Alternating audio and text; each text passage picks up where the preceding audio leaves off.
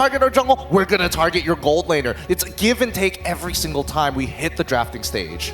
And again, NIP Flash is going to be first pick here. They're going to be banning out that Alpha. And SRG, now they have to consider banning out that Bruno because, quote, Arcadia said there are ways to deal with the Bruno. But again, we've seen time and time again, it doesn't take one hero. It at least takes two. Well, now SRG is going to be on the red side, so they have that 2-pick swing.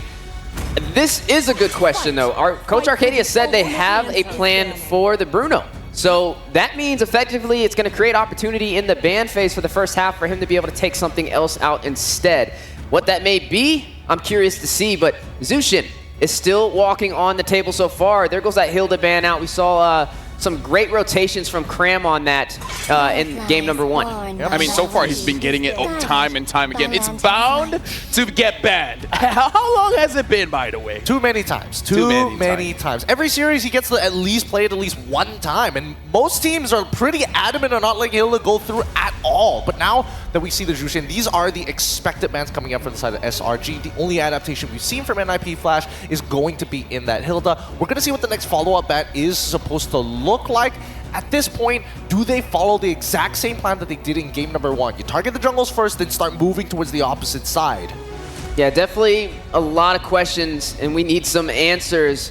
For SRG, that also pose that question, if they don't ban that Bruno out, what do they take out instead? I mean, right now, we've been seeing Diablo, when you can't get it done in the gold lane, you get it done in the XP lane. Also, maybe limiting something from his toolbox could be a wise decision. Speaking of toolboxes, though, the Phoveus ban on the blue side to finalize the first half for NIP Flash. Now, the second pick, they have a strategy here. You know that both the Bruno as well as Suyo is going to be a hot pick. Choose either one, or the second strategy is have a throwaway ban so that if NIP Flash picks up the Bruno per se, they can have the Suyo +1. So that is a strategy. We do have to see if Coach Arcadia and Coach Ozorovecki wants to take that risk. I suppose, but at the same time, Cho hasn't been touched, Matilda hasn't been touched, both of which, I would say, even in the previous game, yes, they locked in their supports pretty early on. They showed their hand pretty handedly. No mind tricks there. They're going to get rid of the Matilda this time round. And now first picks, I would only assume that NIP Flash are considering both of those options, right? It's pick your poison, like you mentioned, but I do think that at least from the side of SRG, now that they have shown off that they can play the Guinevere, it's going to make Curtisi a little bit more hesitant in picking up that far side. We might even see a Lo Yi down the line.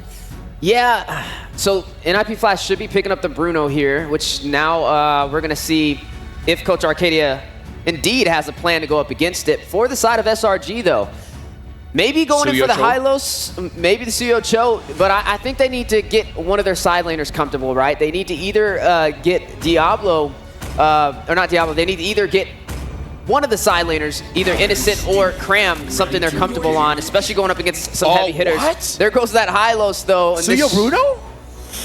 Oh, this is a Suyo Bruno, right? I mean, I would expect this to be a Suyo Bruno. However, NIP Flash has been finding a lot of success in the high loss with or without the Bruno, and I wouldn't be too surprised if they decide to go for like a high loss Bruno, Ling plus Pharsa style composition where they can actually push in and out consistently.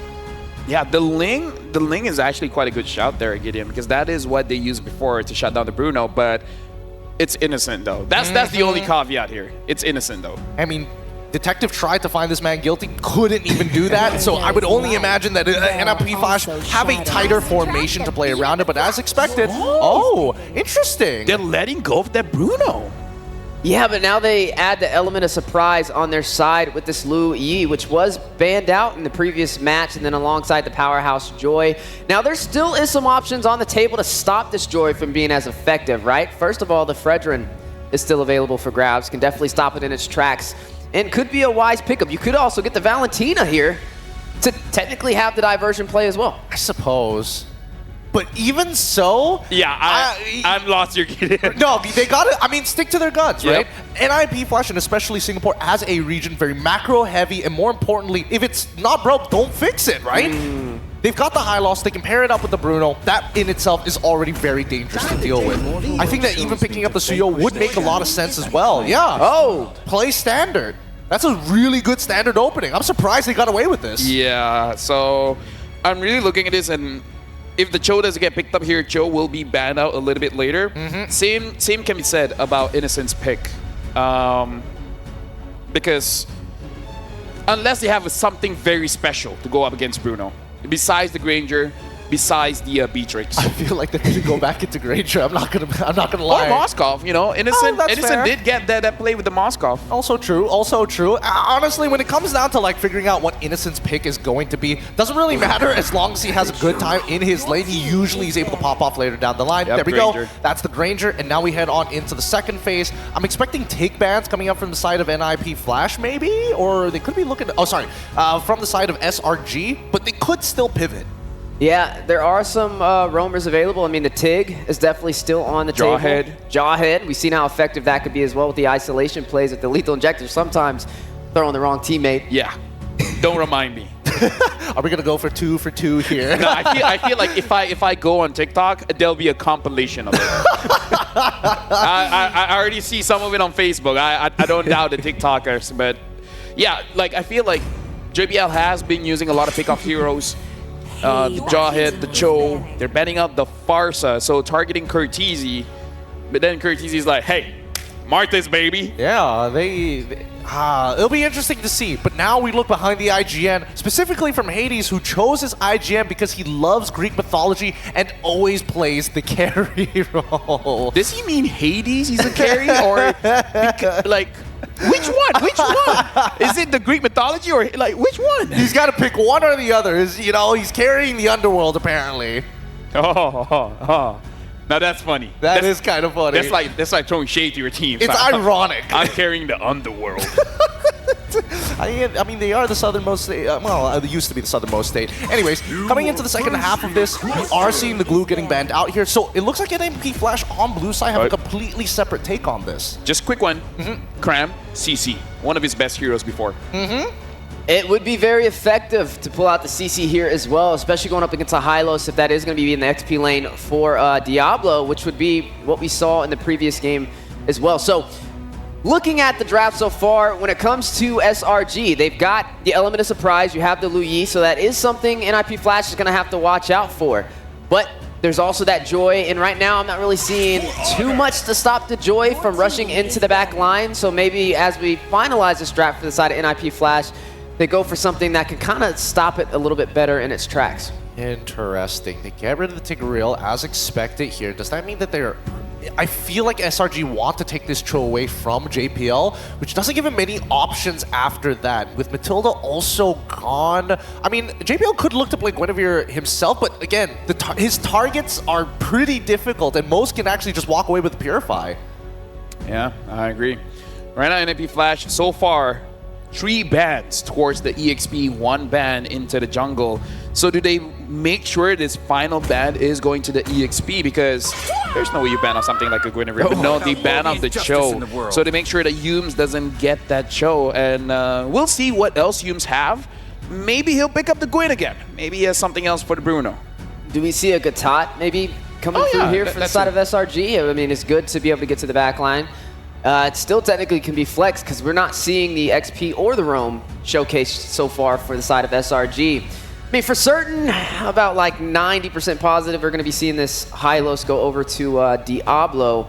But they can still throw another element of surprise in the mix as well. They could still go for sustainability in the mid lane. I mean, technically they could pull out something like a Faramis, but you are going against the Lu Yi, so I guess if you do group up together, it could be a little bit of a problem. I agree with that. I think, the flex pick in the support roam area is definitely going to be useful. They're going to go straight into the Gwen. I'm trying to think. Historically, I haven't seen Cram ever play the Guinevere, especially in his time during MPL MY. It still technically could be the flex, but it doesn't work that well nowadays in the EXP, especially when you're up against these thick boys who generally just don't care and focus purely on pushing the waves. I prefer CC still. Yeah. I agree. I think we can still see the CC here, though. I mean, it would be a good read up against Diablo in the XP lane. Right now, though, I feel like both sides have a way to disengage and engage, right? You have the Guinevere, can get to the back line with spatial migration. We have yet to see the Mage picked up for NIP Flash. Could they go in for the Eve? Is that something they want, considering there is a Valentina on the other side, or Lu Yi on the other side? They pick up the Eve as well as the Edith here. So overall, pretty solid draft here. The only thing is that Eve can get caught, especially by that Joy.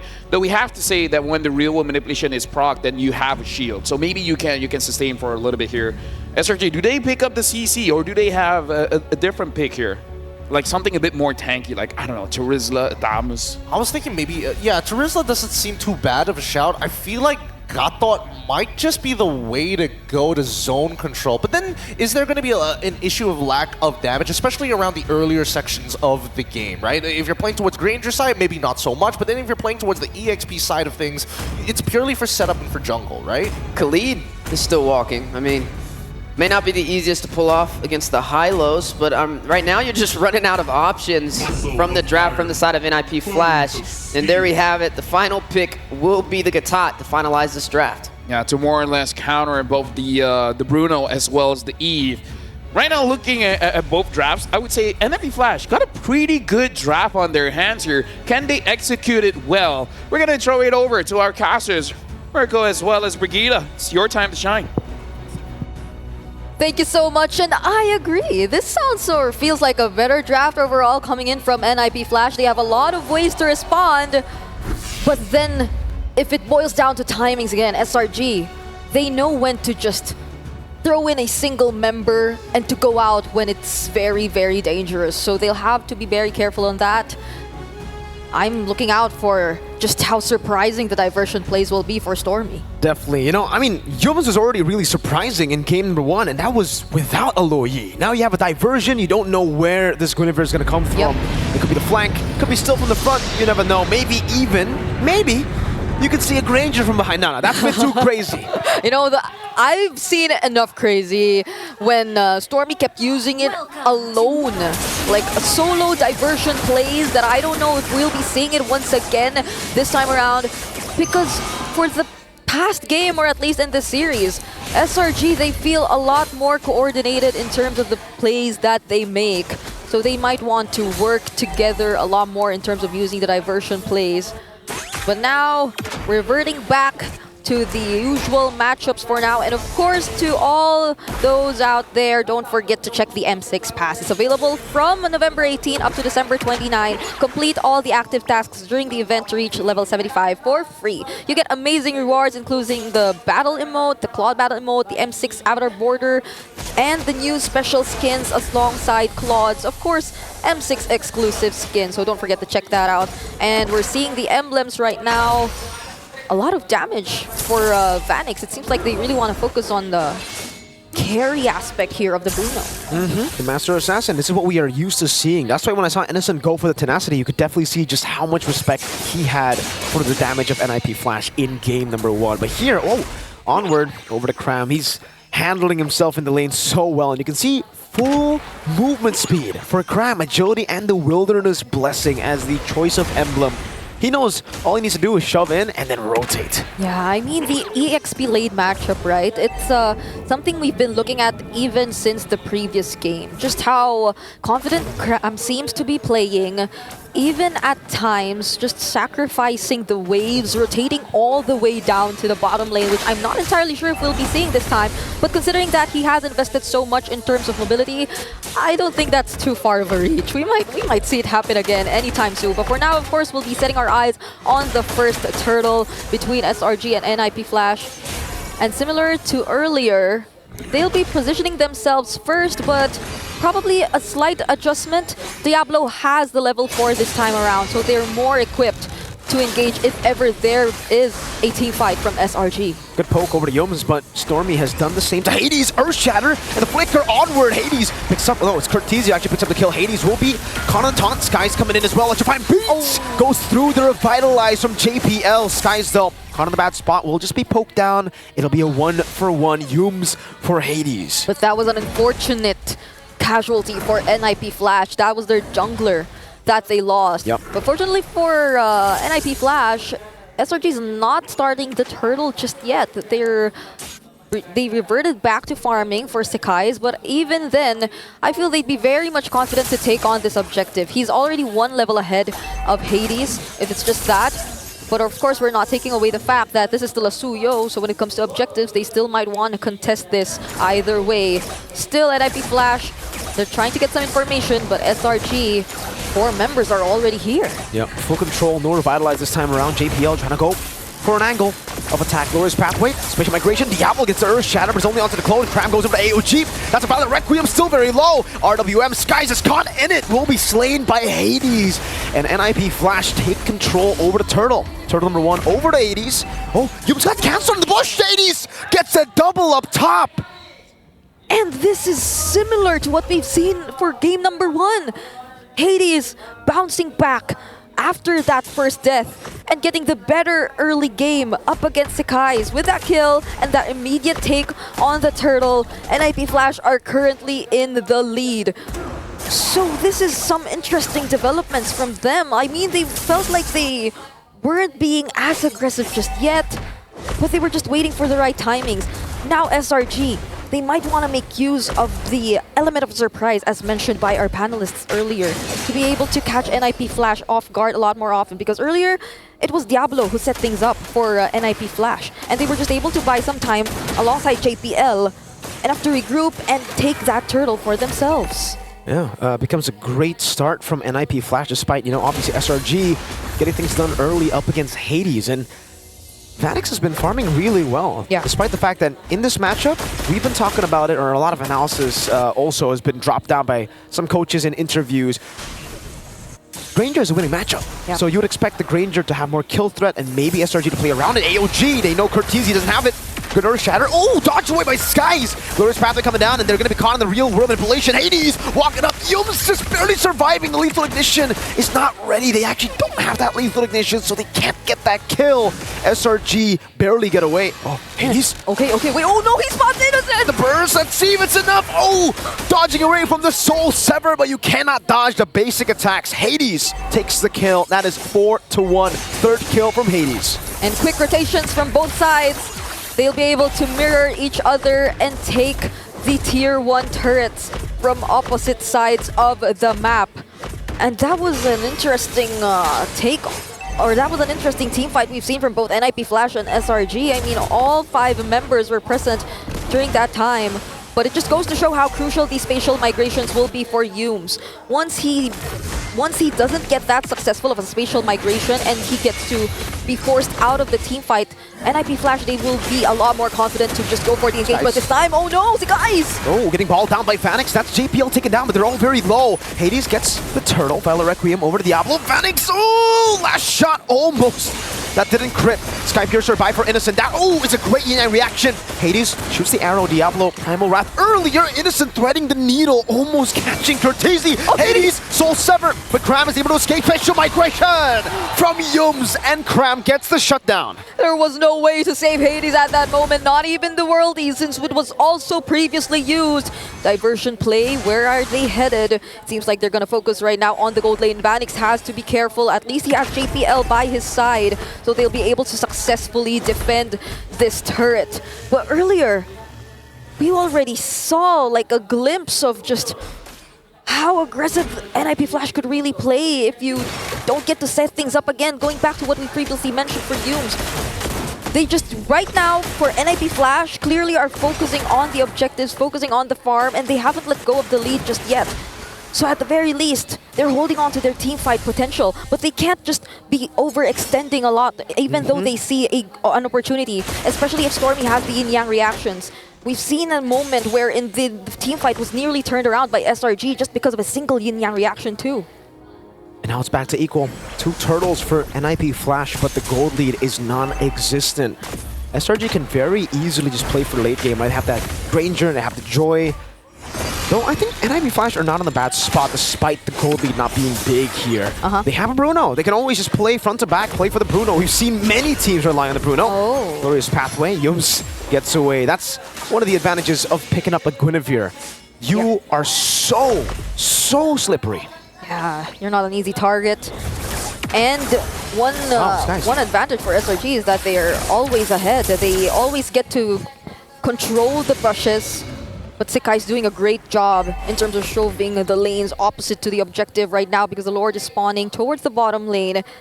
And they definitely would want to get their hands on this. The game feels quite slow. It's been 8 minutes that we've seen back and forths, but the kills aren't exceeding like 7 kills, and they're just really trying to focus on the objectives. I feel like it's a major team fight that'll really matter for both of these teams, and at least for NIP Flash, they're just really deciding to group up together. But I think that's one advantage, or that's one disadvantage. Well, speaking with group up, wait! Great Earthshatter, Yums assassinated by Hades. Great engagement from Diablo. There's going to be 2 ultimates used up already. Diversion into the back. Cortese waiting on it. Skies actually takes it.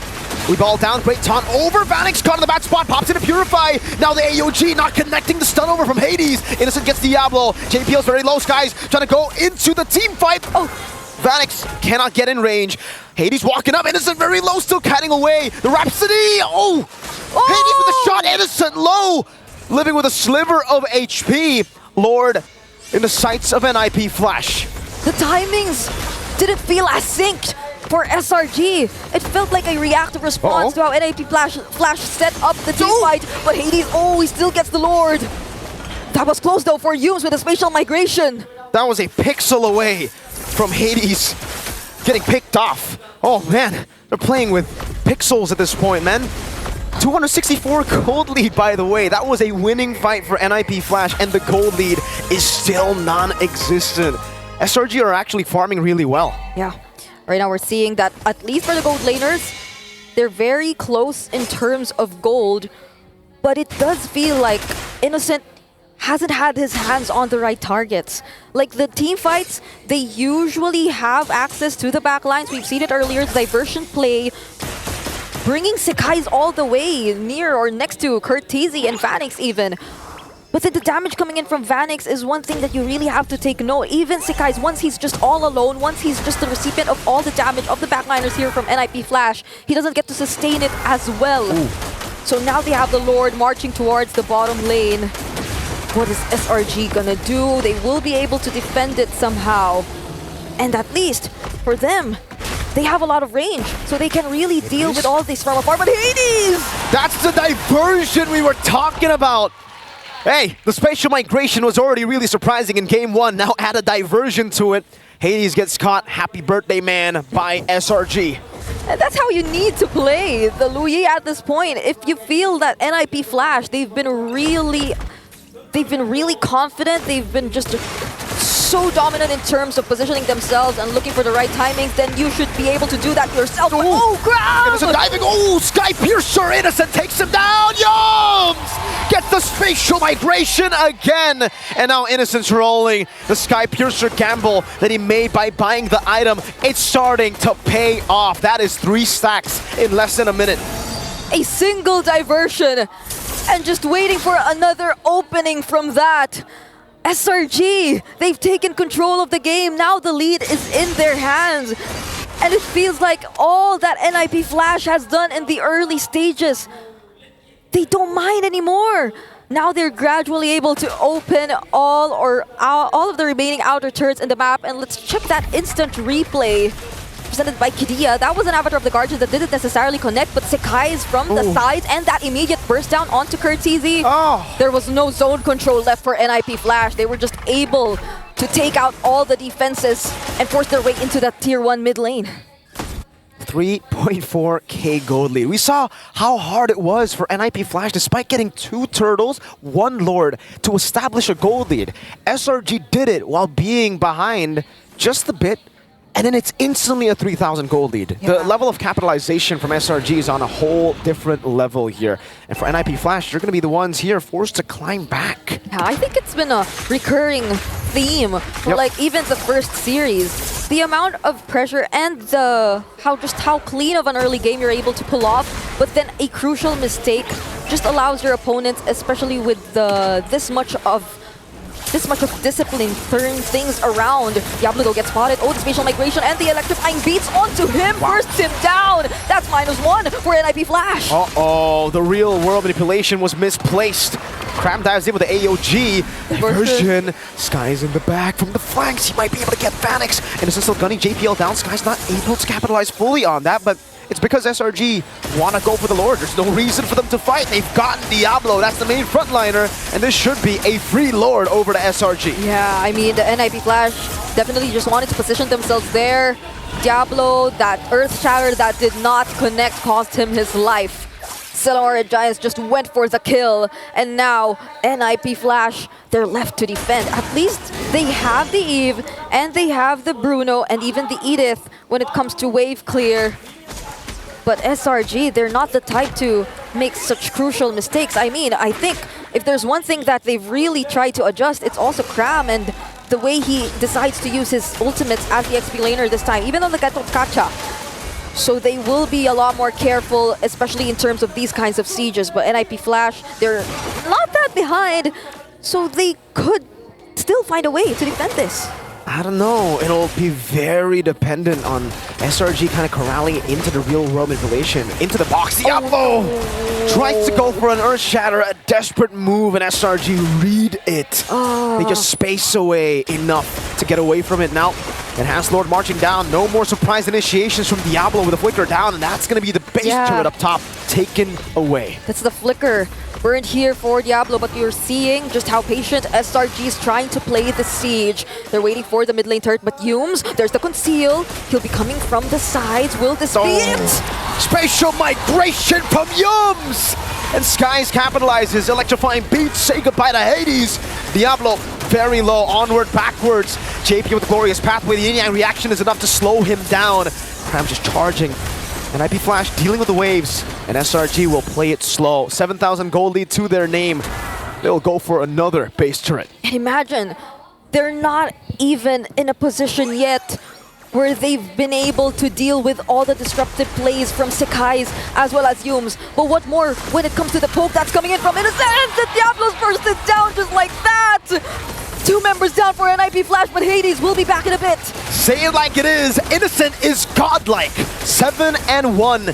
JPL is melting to the damage of Skies. He gets stunned up, but there's no follow-up here. NIP Flash can only just turtle in their base at this point. SRG have the range, they have the damage, they have the catch, and they have the poke. Is that range you're talking about? NIP Flash, it doesn't feel like they're able to capitalize on theirs as much. Innocent is currently 7-1-1 on this Granger.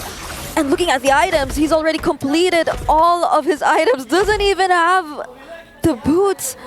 Doesn't even want to go for anything else. Even the Sky Piercer at this point is a huge threat for NIP Flash. He just gets to poke all of the members from afar, and there's beautiful follow-up that can come out. Speaking of that, the Avatar of the Guardian once again! Electrifying beats in the back, Phoenix evaporating. Yumes getting the spatial migration. Hades soloed out by Yumes. That was JPL falling to Innocent. Sky Piercer, a diversion to the back, a double for Innocent, and the Selangor Red Giants will stomp their way to match point. Alongside a single minion, SRG ends game number 2 and now holds match point against NIP Flash. GG, well played. I cannot believe the patience from SRG. I think that's one of the biggest developments we've seen from them all the way from Swiss stage, heading into knockouts. They know how difficult of a position they're currently in now that they're in the lower bracket. Every single decision counts right now for SRG. Let's hear what our panel has to say. LaFell, it's on you. There's a Wheezy and a Gideon as well. It's all good. It's all good. Yeah. Of course. I can hear you. No issues. Thank you very much, Brigida. But I think I speak for a lot of SRG fans. They're taking their time, but they're getting comfortable again, right? Yes. They're starting to hit their stride. Well, stride is one thing, but I definitely think that, you know, it really was a game of who makes the most amount of mistakes in this particular game, right? Initially, it was SRG, and then afterwards, NIP Flash started to lose confidence in their play, and then started to lose vision, and once you start to lose vision, then you start making some weird decisions. And overall, I wouldn't say it's the cleanest game coming in from both of these teams, but it felt like SRG definitely found their stride in that match a lot faster than NIP Flash. And that's where having heroes that have engaged and disengaged are huge, right? When you see a mistake, you're able to jump right on top of it, and that's that Guinevere for you at its finest. And then on top of that, Coach Arcadia living to fruition about the Bruno, talking about having a plan on letting it walk instead of banning it. And so far, Follow through. Not gonna lie, that felt like limit testing. You had an opportunity to get Suyo and Bruno or either or, and then you're like, nah, let's let go of both of them. I mean, let me just say, it does feel like limit testing a bit. I'm pretty sure it is part of their strategy, it's part of the plan, but whew, that was a risk. It was a risk, but then you can... But it's so clear what they're trying to do, right? You push back your opponents, especially their squishier targets, if they do expose themselves to a straight line to Granger. Granger can basically hit you over walls. Can be, as long as nobody's in front of you to block those shots, those projectiles really, really do hurt. It's a game of resource management, but once you get them on the retreat, can you close the distance in time to find that pinch? And that's what SRG was capable of doing on multiple different occasions. And it's a bit of a push and pull, of course, right? It doesn't always have to be Sakai's who closes the distance. It could be the setup coming in from Yums after the Death Sonata. It can be even crammed to cut off certain areas to guarantee them funneling in to their cleanups. And I think that SRG, the big thing for them is when they found that first initial mistake coming in from NIP Flash, it was the conversion from almost an equal game to suddenly 3,000, 5,000 gold lead. Yeah, and I mean, even Innocent, he picked up the Sky Piercer as well on that Granger. 9-1-3 over Vanix on that household favorite Bruno. Just off to a rocky start for the side of NIP Flash, and they got to find a way to even out this series, and they have to find it fast as they are running out of opportunities. I mean, it's match point for a reason, right? And I think that NIP Flash, it's not due to the draft anymore. It's definitely more so they need to hold on and maintain a league. So many times we've seen Hades walk away from the early game with like 2 to 3 kills underneath his belt, but somehow they don't convert it into something more tangible, whether it be structural damage or at least a faster early game for Vanix. Look at Innocent's emblems, too. He goes for the Festival of Blood on the Granger. Yeah, usually we see it paired up with the fighter emblem as well, so that you have more Spellvamp, but looks like Innocent wants a little bit of both. He wants some penetration from the Assassin emblem, but still not sacrificing the Spellvamp from the Festival of Blood. And with 9 kills, he had a lot of Spellvamp in that game. Oh yeah, and he also had the most amount of damage, surprise to nobody, 100,000. Nice round numbers, I like it. I like that from Innocent. But this is in tandem with Stormy, right? I think one of the most underrated facts about Loyi is if you can make your decisions fast and get your whole team on board, you can make some incredible plays happen. And the fact that they had some really hard reads, despite the fact that we've seen some blind engages coming in from Diablo, whether it be the Earth Shatter Flicker or the Earth Shatter Onward, they were still confident enough to catch Hades midway after himself revealing himself with the Lord walking down mid lane.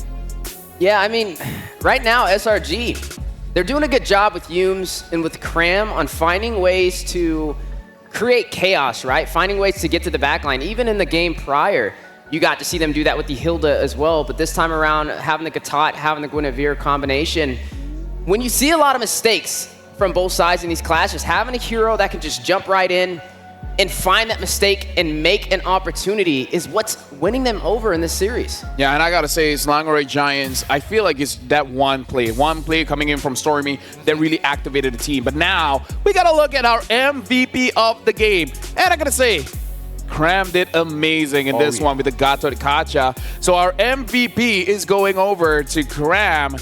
And again, I feel like Cram definitely deserves it, not just for this game. All throughout M6, he's been the rock for SRG. He's been pretty solid. I definitely think people probably look past him because, sometimes he plays the Hilda. He's willing to die and trade for a mid turret. And most people are going to be like, the goal difference isn't really going to matter, but it's a mid-tier 1.